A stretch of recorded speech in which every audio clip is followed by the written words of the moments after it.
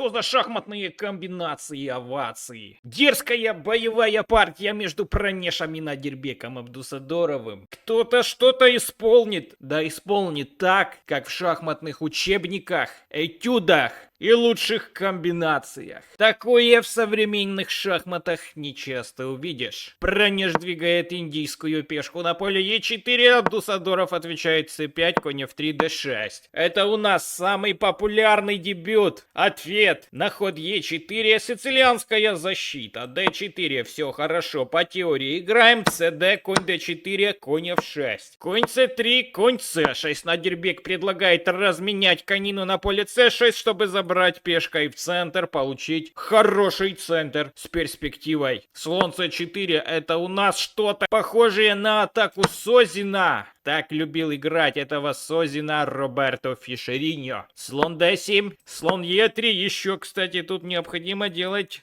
ход слон b3 для профилактики. Кто шарит за теорию, можете написать в комментариях. А партия была сыграна на FIDE World Rapid Blitz Team Chess Championship. Недавно проходил такой турнирчик. Слон g4. Конина нападает на коня на поле e3. Желает сдвоить вот эти вот пешечки, чтобы было хорошо. Пранеш решил ёбнуть на поле c6. Сильный ход bc и слон d2. Дабы не было сдвоенных пешек по линии Е. Угрожает выход ферзя где-то на поле F3, чтобы получить конь Е5. С вилкой на слона и на ферзя G6. При желании черные делают катапульту своему слону на поле G7, чтобы старым мудилой свернуть в туман в безопасное место. Короче, рокировку он желает сделать. H3 и вместо уютного поля Е5 Надирбек избирает более уютное поле на поле F6. Ведь если прыгнуть, например, на поле Е5, всегда может быть потом ход F4 с темпом прогонять этого коня. И не совсем понятно, куда потом этому коню после F4 двигать.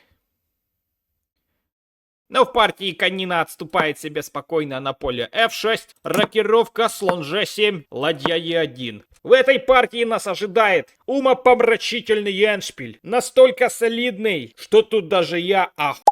А вы тем более, ребята. Жмякай лайк этому видео, подписку проверь на мой канал, а мы смотрим дальше. Надирбек убегает в рокировку, ладья B1 и А5. Активизируется крайняя пешка, одиночка на ферзевом фланге. Желает идти вперед и с песней А4 на тебе сюда. Ладья b8 и b3. Пешка А5 стопорит почти что весь ферзевой фланг белых, поэтому надо как-то что-то там ее отыграть. Слон c8. Надирбек пытается перевести своего коня, возможно, на c5, чтобы усиливать давление в центре. Ферзь f3. Пранеш подтягивает своего ферзя, не боится никаких там вилок, ведь у него есть уже какие-то заготовки. Конь d7, ферзь g3 и конь e5. Конь Надирбеков выскочил на шикарное поле e5. И теперь надо что-то придумать с этим слоном, ибо же отдать его на c4 не есть хорошо. Сдвоенные пешки, слабые орешки, А4 вообще дрова. Поэтому слон f1, уютное поле, угрожает дальше ход f4 белыми, чтобы дернуть вот этого скакуна неприятного. c5 освобождает конине поле d5, возможно также b5.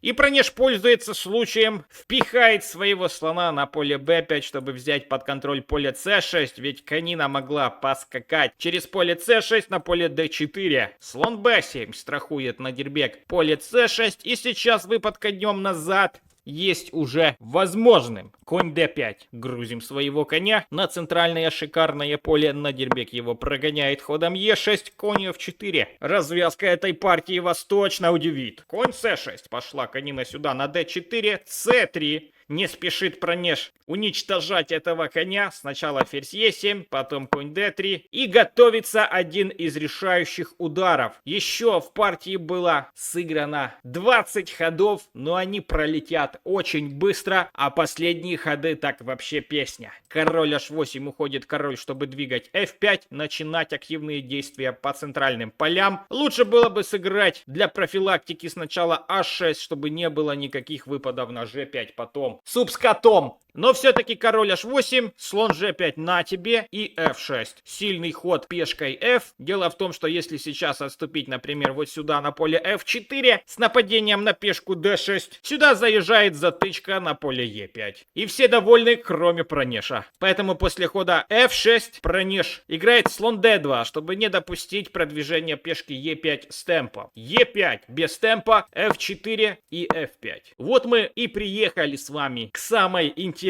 части этой партии. Нас ожидает дикий расколбас и жесткая комбинация от одного из соперников. Кто выдаст бурмалду, я вам говорить не буду. Вы все сами увидите.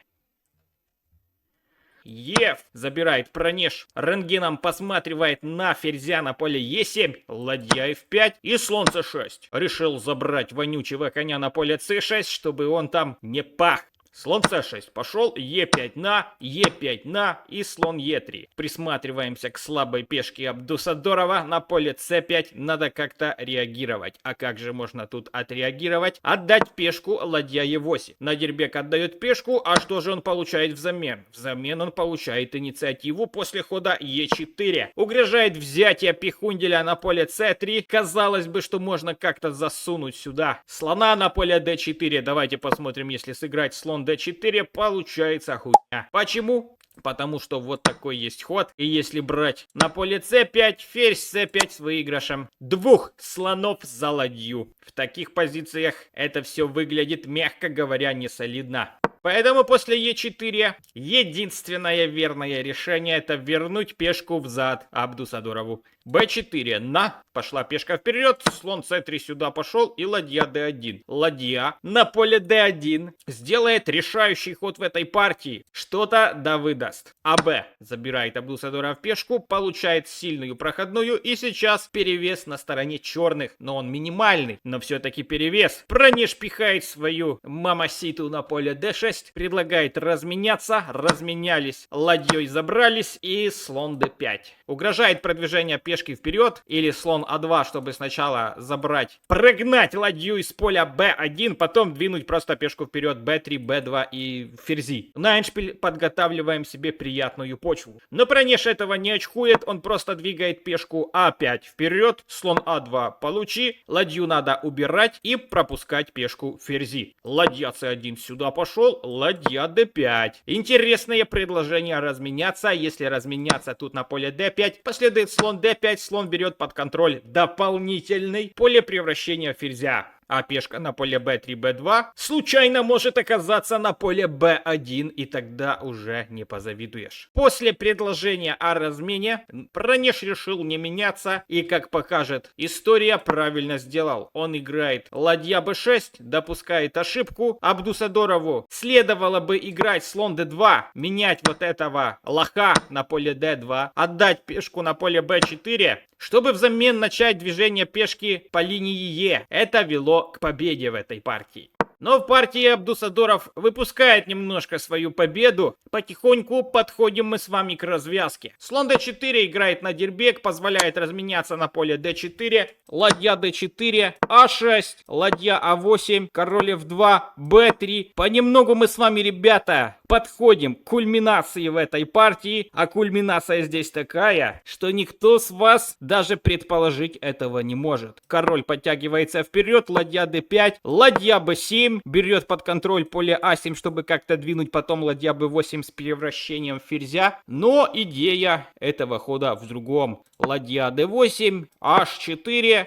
Какая-то намечается атака на королевском фланге. Ладья dc8. И это у нас, ребята, решающая ошибка. Неочевидная ошибка в этой партии. Пронеш немножко подумал. Посмотрите также на часы. У нас 22 секунды, а Надирбека у Пронеша минута 30. Что же мы имеем? Абдусадоров неудачно подставил свою ладейку, что позволяет Пронешу сделать неочевидный бриллиант в этой партии. В чем же идея? Здесь мы должны посмотреть на маневр коня. Если конина скачет на поле f6, конина берет под прицел поле g8 и поле h7. И тогда, в принципе, уже не будет защиты от мата на поле h7. Ведь правильный ход, если ты его нашел, ты красавчик, жми лайк этому видео, не забывай о подписке. Правильный ход в этой партии конь d7, жертва ладьи на поле c1. Конечно же, ладью брать нельзя.